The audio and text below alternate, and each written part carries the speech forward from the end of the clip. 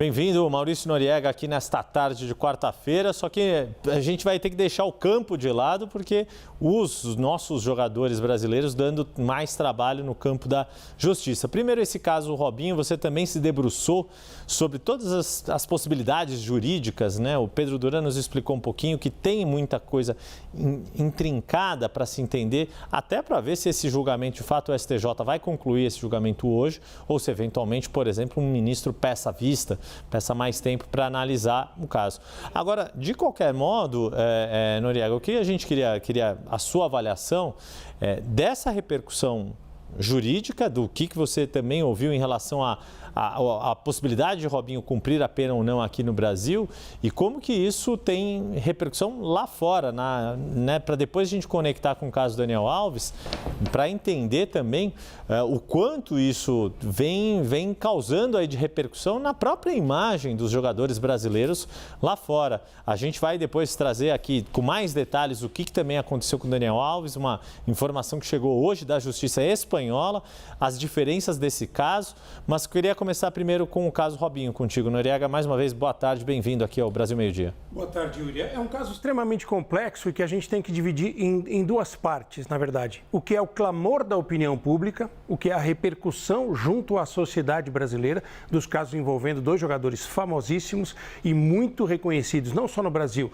mas no mundo todo, e o que é o devido processo legal, como dizem os advogados. Isso estará em debate logo mais no Supremo Tribunal de Justiça. E há dois caminhos aí. O da homologação, que pode mudar, inclusive, como a forma com que a lei vai ser aplicada para qualquer brasileiro que cometa um crime fora do país. Existe um princípio chamado extraterritorialidade, palavra difícil de dizer, mas que permitiria, se reconhecido pelo Supremo Tribunal de Justiça, que um brasileiro que cometa um crime fora do país possa ser julgado pelas leis brasileiras pelo mesmo crime. Esse é um dos assuntos debatidos. Outro assunto é a possibilidade de ser aberto um novo processo para que o Robinho passe por um novo julgamento, com amplo direito de defesa, com argumentação, com a busca das provas na Itália, se elas serão homologadas, reconhecidas pela justiça brasileira. Isso estará em discussão agora. O tema, Yuri, é muito complexo, sim, muito difícil de a gente estudar. O que a gente pode falar, eu como cidadão tenho o meu posicionamento como brasileiro, eu tenho a minha indignação. E como você e o Pedro falavam agora há pouco, não se discute o crime que foi cometido. Se discute se ele pode ser julgado novamente pelas leis brasileiras ou se a condenação aplicada pela Itália será reconhecida pelo Brasil. A gente não está aqui debatendo se o Robinho cometeu ou não um crime. Isso é fato passado, fato consumado. Ele cometeu esse crime.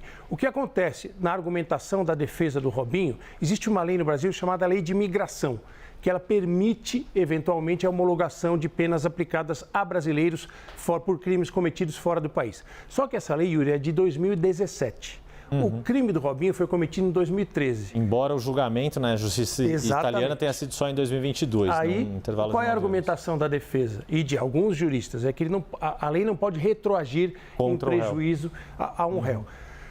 É outro debate que a gente tem que travar aqui. Se ele for condenado, se a homologação for válida, as medidas, os passos são de que ele possa cumprir pena no Brasil, uma pena de 9 anos, numa prisão federal. Se ele não for condenado, há juristas que entendem que será reaberto um novo processo e há tempo para que ele seja condenado pelas leis brasileiras e cumpra a pena, porque a prescrição desse crime no Brasil, ela aconteceria apenas em 2033. É um tema muito difícil, mas não podemos discutir como o crime foi cometido e como você colocou, Yuri, o ato em si. A repercussão. Exato. A repercussão da imagem do jogador de futebol brasileiro hoje no mundo. Claro que nós não podemos pegar dois casos e aplicar essa imagem para todo o universo do jogador de futebol brasileiro. Mas como são caras extremamente conhecidos, extremamente vitoriosos e muito bem-sucedidos financeiramente, esse impacto é inevitável. Pois é, esse é o caso do julgamento do Robinho, que está previsto para hoje à tarde no Superior Tribunal de Justiça, mas lá na Justiça Espanhola, que já condenou Daniel Alves, hoje houve uma decisão de liberdade provisória para o ex-lateral. E quem vai contar isso para a gente, trazer mais informações diretas direto de Madrid, da capital espanhola, é o Renato Paim, já na tela comigo e com o Nori.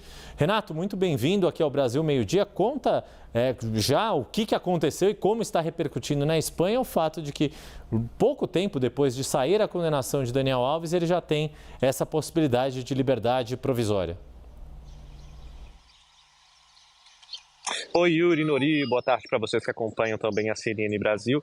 Essa decisão foi muito rápida, principalmente tendo e levando em consideração de que a audiência para que ele pedisse essa liberdade provisória e condicionada, ela aconteceu ontem. Então, em menos de 24 horas ou em 24 horas, a decisão dos 3 magistrados foi de que Daniel Alves pudesse permanecer esse período final, esses últimos 3/4 de pena em liberdade provisória e condicionada a alguns fatores, por exemplo, ao pagamento de uma fiança de cerca de 1 milhão de euros. Além disso, ele tem que ter os passaportes, tanto o espanhol quanto o brasileiro, retidos e também deve ter uma distância mínima de 1 quilômetro, um raio de 1 quilômetro de distância da vítima dentro da cidade de Barcelona, provavelmente, onde ele deve escolher viver, porque ali ele já tem algumas moradias. Vale lembrar que Daniel Alves pode cumprir essa sentença, essa nova pena, na verdade não é uma nova pena, mas esta mesma pena em liberdade provisória em qualquer território espanhol. Ele não pode sair do território espanhol, mas se porventura ele quiser ir a outras cidades, é possível, desde que ele consiga cumprir os requisitos, além, por exemplo, do requisito que é uma presença semanal. Ele tem que ir toda semana a um tribunal, a uma corte, mostrar que está presente, para também mostrar que não existe nenhum risco de fuga. Essa decisão dos 3 magistrados não foi unânime. Um dos 3 discordou da decisão dos companheiros, dizendo que muitas vezes, durante esse processo, Daniel Alves está há cerca de 14 meses na prisão, foi pedida essa liberdade provisória, condicional, que ele pudesse estar em casa, ir alguns dias à prisão ou apenas dormir na prisão, e todos esses recursos foram negados, dizendo que o jogador tinha um poderio econômico muito forte, que existe o risco de fuga, lembrando que o Brasil, como vocês já falaram no caso do Robinho, não extradita. Ele diz que isso tudo não só permanece, como aumenta com a possibilidade dos próximos recursos às próximas instâncias, mas a decisão da justiça foi essa, e, portanto, Daniel Alves deve sair amanhã, se conseguir aportar até as 2 horas da tarde de amanhã esse valor de 1 milhão de euros à justiça espanhola.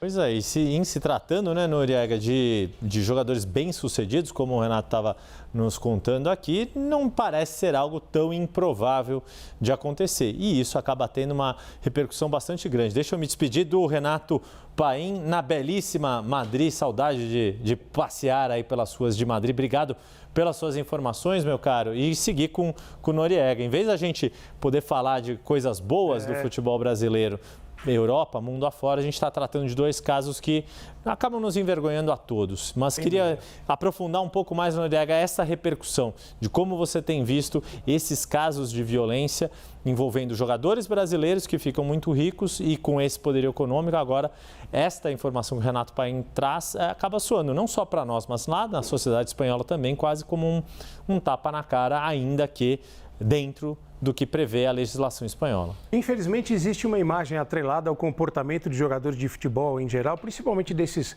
que são celebridades, que têm grande poderio financeiro, que são pessoas muito conhecidas no mundo, Yuri, de que eles parecem pensar que estão acima da lei, que podem fazer tudo. Isso não se aplica claramente apenas aos jogadores de futebol, mas às celebridades em geral. E tem vários casos. Inclusive aconteceu na Argentina, na semana passada, no início dessa semana, 4 jogadores do Vélez Sarsfield, um time importante da Argentina, foram presos pela acusação de estupro a uma estudante de jornalismo. E não são celebridades como o Daniel Alves e como o Robinho. E esses casos acontecem, né? Houve o caso, aquele famoso do Mike Tyson, envolve uma série de celebridades e, infelizmente, muitos esportistas famosos. A reflexão que a gente faz é sobre esse tipo de comportamento, né? E como isso tem impacto na sociedade. Qual será o julgamento da opinião pública em relação a isso?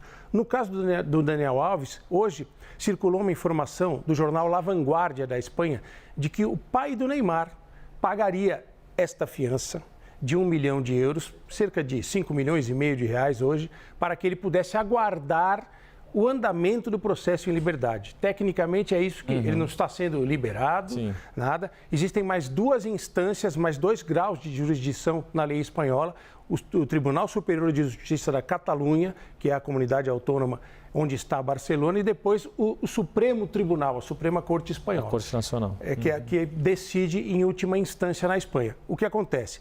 Em sendo paga esta fiança de 1 milhão de euros, ele pode aguardar todo esse processo em liberdade. É o que está acontecendo tecnicamente. E há uma repercussão, você imagina, né, Yuri, muito grande já no Brasil, do fato de o pai do Neymar ter se oferecido informação do jornal La Vanguardia da Espanha, de que o pai do Neymar se ofereceu para pagar esta fiança que permitiria ao Daniel Alves aguardar o andamento do processo em liberdade.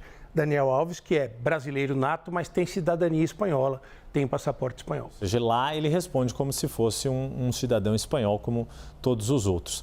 Maurício Noriega, muito obrigado. Aqui na próxima a gente fale só de bola rolando, só de coisas boas do esporte e não precisemos seria o ideal. Sair dos campos para os tribunais. Mas é importante que a sociedade brasileira faça uma profunda reflexão sobre tudo que está acontecendo, em especial sobre o julgamento do Robinho, que será iniciado daqui a pouco, porque tem impacto no nosso dia a dia e tem impacto na maneira como nós escolhemos, Yuri, quem faz as leis no Brasil, quem legisla, que são deputados, senadores, vereadores. E também quem a gente escolhe como ídolo.